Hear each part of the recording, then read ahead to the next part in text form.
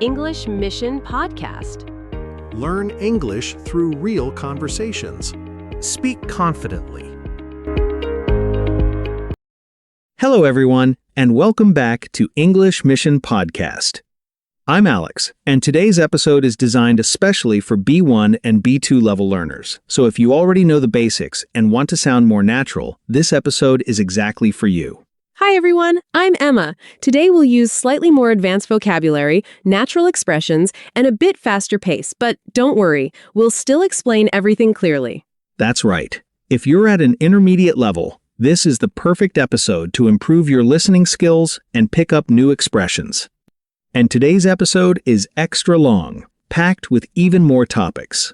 Let's get started. Let's start with something practical describing your weekly routine. At a B1, B2 level, you should be able to talk about habits and routines with more detail. Exactly. So instead of just saying, I wake up early, you could say, I tend to wake up around 6 every morning, though on weekends I usually sleep in a bit later. Nice. That's a great example of adding detail. What about talking about your work routine? You could say, my schedule varies depending on the day, but generally I spend my mornings responding to emails and my afternoons in meetings. And for describing habits you're trying to change? I've been trying to cut back on caffeine lately. Or I'm making an effort to exercise more consistently. Let's practice a routine conversation. So, what does a typical day look like for you these days? Well, it varies a bit, but I usually start with a workout, then head to the office around 9. In the evenings, I try to unwind by reading or cooking something new. That sounds like a pretty balanced lifestyle. I try to keep it that way, though it doesn't always go as planned. Notice the more natural phrases here. It varies. Unwind. Doesn't always go as planned. These are great B1, B2 expressions. Now let's move to something essential at this level, expressing opinions clearly and politely. Great topic. So instead of just saying, I think, you could use phrases like, in my opinion, from my perspective, or as far as I'm concerned. And when you want to agree with someone? I completely agree with you, or that's a fair point, or even, I couldn't agree more. What about disagreeing politely? I see your point, but I have a slightly different view, or I understand where you're coming from, though I'm not entirely convinced. Let's practice a discussion about remote work. Personally, I think remote work has a lot of advantages. It gives people more flexibility. I see your point, but I'd argue that it can also lead to isolation for some people. That's a fair point, actually. I hadn't thought about it from that angle. It probably depends on the person and how they manage their time. Definitely. There's no one-size-fits-all solution. Great example. Notice the balanced, thoughtful tone. That's exactly the level of discussion you should aim for at B1, B2. Let's now cover talking about past experiences, a key skill for storytelling in English. Right. At this level, you should be comfortable using past simple, past continuous, and present perfect together. For example, I was working at a small company when I got the offer for my current job. Or, I've traveled to quite a few countries, but Japan remains my favorite. And describing a memorable event? One of the most memorable experiences I've had was when I climbed a mountain for the first time. It was exhausting, but incredibly rewarding. Let's do a storytelling dialogue. Have you ever had a really unexpected experience while traveling? Actually, yes. I was backpacking through Europe a few years ago, and I ended up missing my train completely. Oh no. What happened? Well, I had to figure out an alternative route, and I ended up meeting some amazing people along the way. It turned out to be one of the best days of the whole trip. That's such a great example of how things can work out unexpectedly. Exactly. Sometimes the best stories come from things not going as planned. Notice how naturally past tenses are mixed here. That's exactly what B1, B2 learners should practice. Let's move to making suggestions and giving advice very useful for everyday conversations. So common phrases include, why don't you try? Or have you considered? Or if I were you, I'd probably... And for stronger advice? You should definitely look into that. Or, I'd strongly recommend giving it a shot. What about softer suggestions? You might want to think about, or it could be worth considering. Let's practice a conversation about career advice. I've been thinking about changing careers, but I'm not sure where to start. Have you considered talking to someone who's already in the field you're interested in? That might give you some clarity. That's actually a great idea. I hadn't thought of reaching out directly. You could also look into some short courses first, just to see if it's really the right fit before making a big change. That makes a lot of sense. I'll definitely look into that. Great use of suggestion phrases natural and practical for real conversations. Let's talk about describing people's personalities, an important skill for more descriptive conversations. Definitely. So instead of basic words like nice or good, at B1, B2, you'd use words like considerate, easygoing, reliable, or outgoing. For example, my best friend is incredibly easygoing. Nothing really seems to stress her out. Or, my manager is very approachable, which makes it easy to ask questions. What about describing more challenging personality traits? He can be a bit stubborn at times. Or, she tends to be quite reserved when meeting new people. Let's practice describing someone. What's your sister like? She's incredibly driven and ambitious, always working towards some new goal. But she's also really down to earth, which I love about her. That's a great combination of qualities. Definitely. What about your brother? He's quite laid back, honestly. Not much bothers him, and he's always up for anything spontaneous. Great range of personality vocabulary, exactly what you need at this level. Let's move on to talking about future plans and long-term goals. So, common structures include, I'm planning to, I'm hoping to, or I've been considering. And for more certain plans? I'm definitely going to, or I've already decided to. What about uncertain or tentative plans? I might. I'm thinking about possibly. Or there's a chance I'll...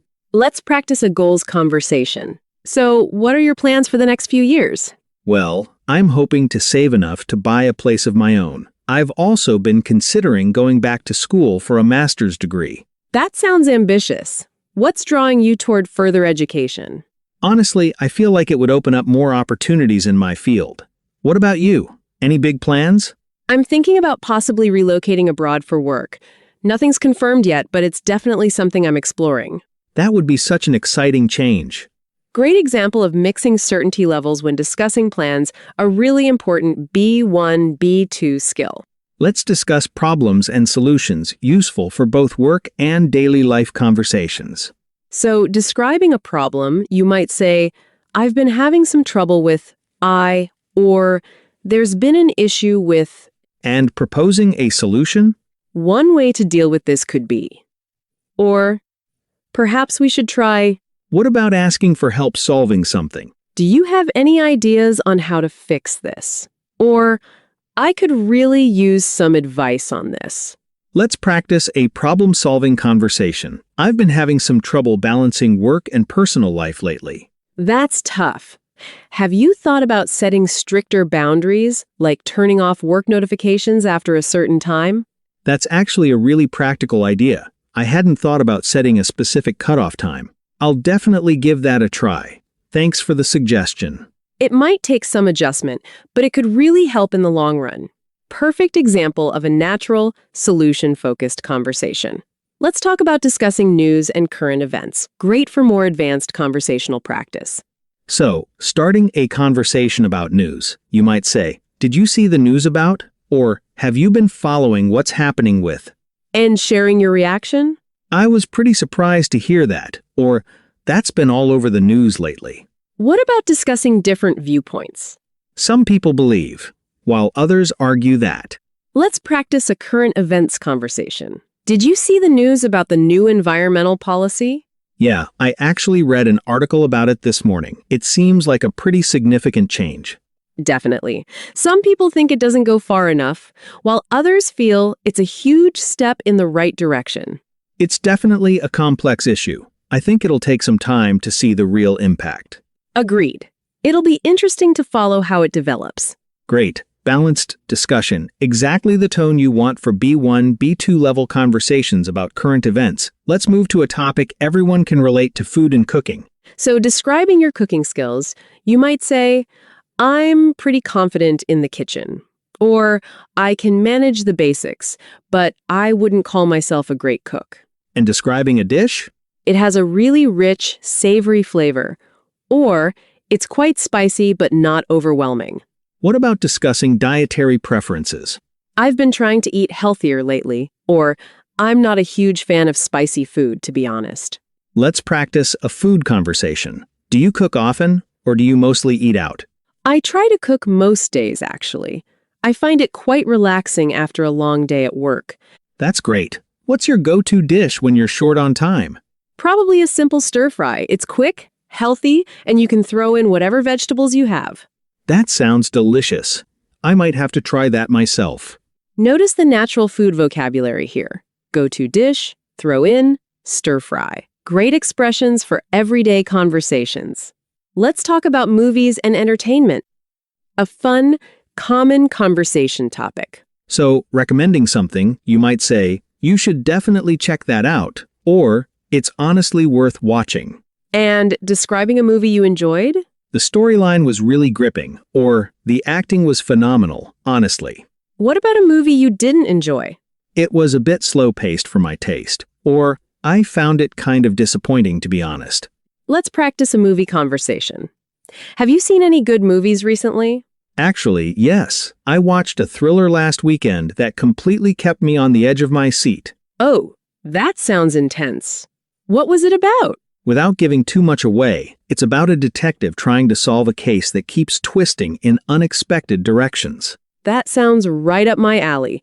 I'll definitely add it to my watch list. Great natural expressions. On the edge of my seat. Right up my alley. Watch list. Perfect for intermediate learners. Let's discuss money and budgeting, a practical, everyday topic.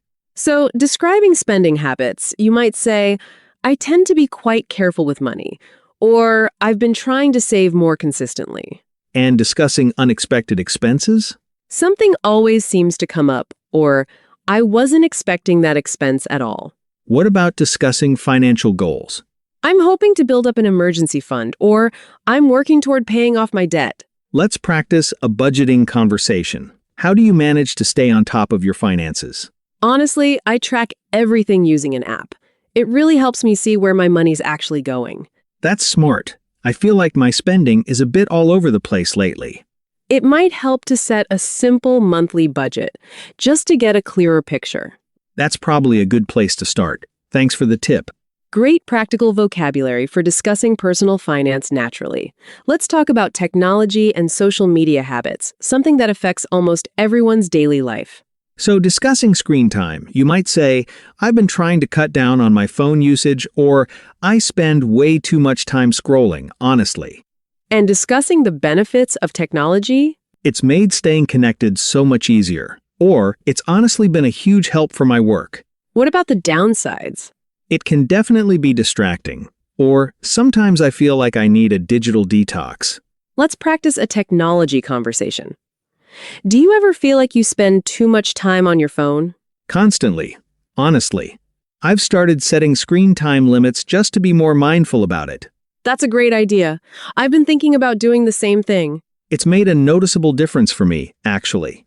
I feel a lot more present. I might give that a try this week. Perfect natural expressions, digital detox, screen time, mindful, present, great vocabulary for this topic. Let's discuss something increasingly common in conversations: environmental issues. So, expressing concern, you might say, it's honestly quite alarming how fast things are changing, or I've become a lot more conscious about my environmental impact. And discussing personal actions? I've started reducing my plastic use, or I try to recycle as much as possible.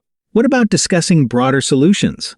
Governments need to take more decisive action, or it really requires a collective effort. Let's practice an environmental conversation. Do you try to live more sustainably these days? I do try, though it's not always easy. I've cut back on single-use plastics and started composting. That's really admirable. I've been meaning to start composting myself. It's actually pretty simple once you get into the habit. Small changes really do add up over time. That's a great way to look at it. Great vocabulary for discussing environmental topics thoughtfully and naturally. What an incredible extended episode for intermediate learners today. We covered so many useful topics and expressions. Let's do a full recap of everything we covered. Talking about your weekly routine. Expressing opinions.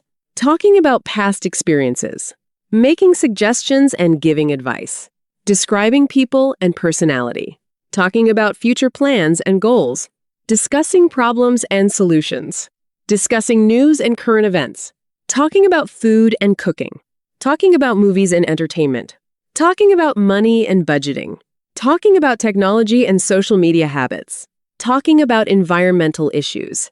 That's an enormous range of practical, natural English for B1, B2 learners, from daily routines all the way to global issues.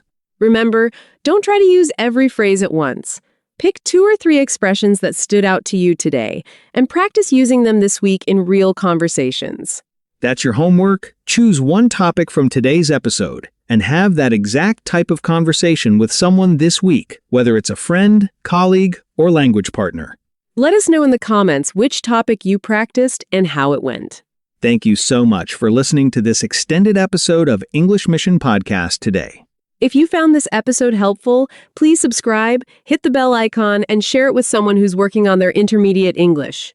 We'll be back soon with another episode full of practical, natural English. Until then, keep listening, keep practicing, and stay confident. Bye for now, everyone. And remember, your English mission. Bye-bye. See you next time.